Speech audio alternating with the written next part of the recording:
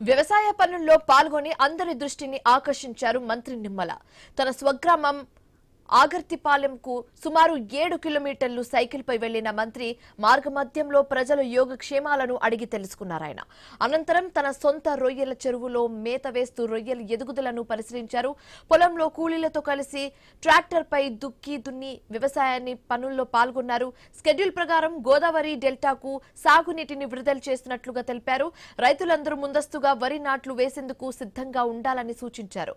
అలాగే ఎల్నిఓ పరిస్థితుల నేపథ్యంలో సాగునీటిని పొదుపుగా వినియోగించుకోవాలని, జల సంరక్షణ చేపట్టాలని పిలుపునిచ్చారు. సొంత వ్యవసాయ పనుల్లో కార్మికులతో కలిసి పనిచేయడం ఎంతో సంతృప్తిగా ఉందని చెప్పారు.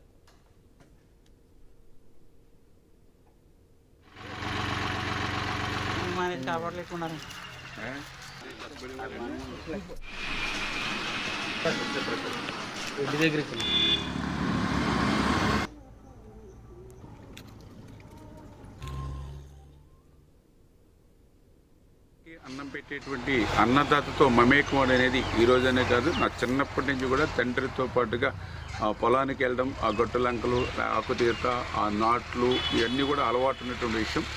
ఇప్పుడు ఎమ్మెల్యేగా కానీ మంత్రిగా ఉన్నప్పటికీ కూడా ఎప్పుడైనా చిన్న అవకాశం దొరికింది. ఈరోజు కూడా ఆదివారం ఉదయాన్నే లేచి మా సొంత ఆక్వాకల్చర్ చెరువులు ఏవైతే ఉన్నాయో ఆ చెరువుల దగ్గరికి వెళ్ళి మళ్ళీ ఆ చెరువుల దగ్గర నుంచి నేను సొంతంగా చేసేటువంటి వ్యవసాయం భూమి ఏదైతే ఉందో ఇప్పుడు వేసవి కాలం కాబట్టి మెట్టదుక్కు చేసుకుని సారవంతం చేయడానికి, అంటే ఇట్లా ఏ చిన్నపాటి అవకాశం దొరికినా ఆ వ్యవసాయం చేయడంలో ఉన్నటువంటి తృప్తి, ఆనందం మరి దేనిలోనూ కూడా కనిపించదనేది నా యొక్క స్వానుభవంతో నేను ఎప్పుడు కూడా అలవాటు చేస్తాను.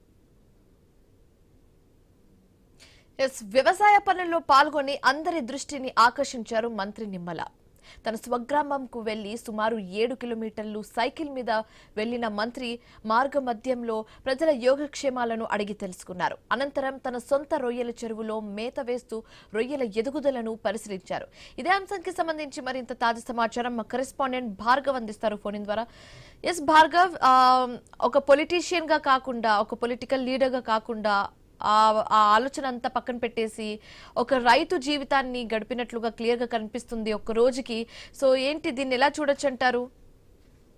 ఖచ్చితంగా కూడా రైతు ఎంత ఎదిగినా కూడా తన మూలాలు మర్చిపోకూడదు అనేది కూడా ఒక పిలుపునిస్తూ ఈ రోజు నిమ్మల రామనాయుడు జిల్లా రాష్ట్రానికి ఇరిగేషన్ శాఖ మంత్రిగా ఉన్నప్పుడు కూడా వీలు కుదిరినప్పుడల్లా సెలవుల సమయంలో అలాగే పండగల సందర్భాల్లో కూడా తన వ్యవసాయ క్షేత్రానికి వెళ్లి తన వ్యవసాయ భూమిలో సొంతంగా ఆయనే వ్యక్తిగతంగా కూడా ట్రాక్టర్ తోలుతూ ఆయన దుక్కి దున్నుతూ వ్యవసాయ పనుల్లో నిమగ్నం అవడం, అంతేకాకుండా వాళ్ళకు ఉన్నటువంటి ఆక్వా చెరువుల్లో ఆ రొయ్యల యోగక్షేమం తెలుసుకుంటూ వాటిని సాగు చేయడం అనేది కూడా ఈ రోజు అందరినీ ఆకట్టుకుంటుందని చెప్పుకోవచ్చు. ఎందుకంటే చాలా మంది వీకెండ్ ఫార్మింగ్ అంటూ కూడా పిలుపునిస్తూ సందేశాలు ఇస్తూ సెలబ్రిటీలు చెప్తూ ఉంటారు, కానీ అవి పాటించే వారు కొందరే ఉంటారు. కాబట్టి మంత్రి రామానాయుడు ఈ రోజు ఆదివారం కావడం, సెలవు కావడంతో కూడా కాస్త సమయం దొరకడంతో వెంటనే తనకున్నటువంటి వ్యవసాయ భూమికి వెళ్లి పాలకొల్లు, అది కూడా అటు ప్రధాని మోదీ పిలుపునిచ్చినటువంటి ఇంధన పొదుపు అనేటువంటి ఒక మంత్రాన్ని కూడా పాటిస్తూ తన ఇంటి వద్ద నుంచి దాదాపు 7 కిలోమీటర్లు సైకిల్ తొక్కుకుంటూ కూడా స్వగ్రామం అయినటువంటి ఆగర్తిపాలెంకి వెళ్లి అక్కడ వ్యవసాయ పనుల్లో పాల్గొనడం అనేది కూడా ఖచ్చితంగా ఆదర్శప్రాయం చేసుకోవచ్చు. అందరూ కూడా